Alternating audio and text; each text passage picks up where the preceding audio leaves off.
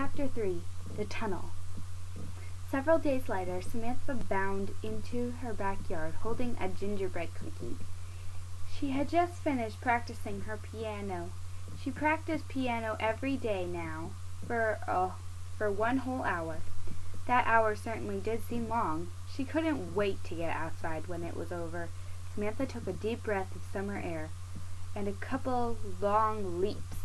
She stopped beside the tunnel. The tunnel was a hole worn in the lilac hedge between her house and Eddie Riley's, but Samantha had always called it the tunnel. Through it now she could see a girl. The girl was busy hanging laundry in the Ryland's yard. Could Eddie possibly have been telling the truth? Had this girl really come to live there? Samantha ducked through the tunnel and came closer. "Are you Nellie?"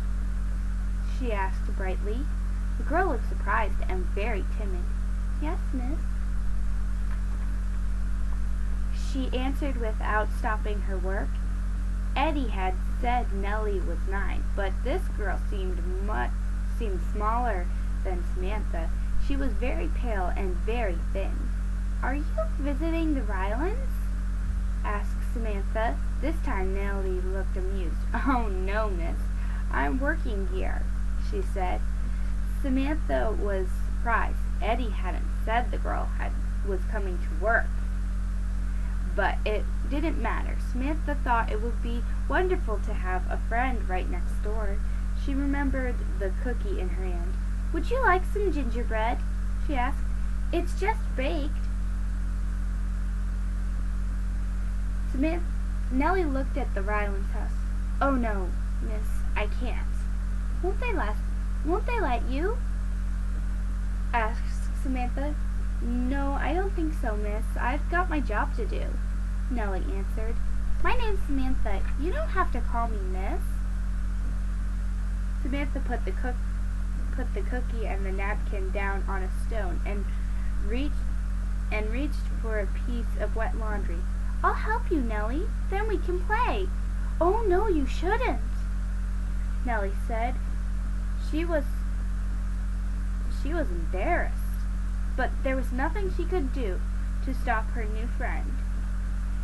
So instead, she hurried to finish the work before anyone would see Samantha working.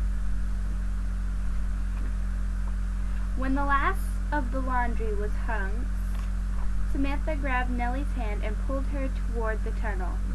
"We can eat in here. Nobody will see us," Samantha said. The girls just fit into the hole in the hedge, and Nellie couldn't say no to the spicy smell of gingerbread. "Why are you working here?" Samantha asked between bites. Nellie didn't look at Samantha when she answered. "My father works in a factory in the city, and my mother does washing. But there's 3 of us children, you see, and it's not enough," she added quietly. "There wasn't enough food, and there wasn't enough coal." Samantha's eyes were wide with disbelief. She was good at imagining castles and jungle and sailing ships, but she never imagined hunger and cold. "You mean your parents sent you away? But that's awful!" "Oh no, it's better here. Really it is," said Nellie. "The Rylands pay my family $1 a week for the work I do. That's not as much as I earned in the factory, but in the factory I had to work every day but Sunday until dark. And the air was so hot and dusty, I started to cough a lot.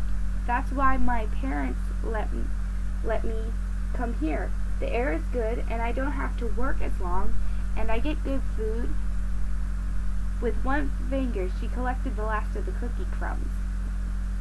Only I don't get to see my family much." Samantha was shocked with silence, but only for a moment. "When do you go to school?" she asked. "I've never been to school," Nellie said quietly. Was it possible this girl had never gone to school? Samantha's mind raced.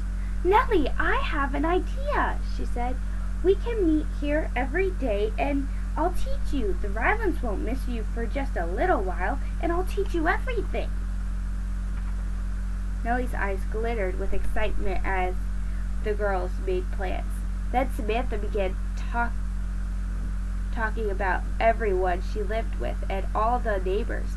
By the time she told Nellie about Uncle Bart's automobile, they were both giggling. The